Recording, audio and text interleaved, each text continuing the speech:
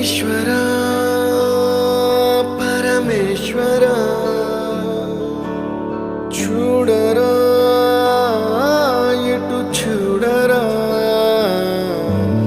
రెండు కన్నుల మనిషి బ్రతుకును గుండె కన్నుతో చూడరా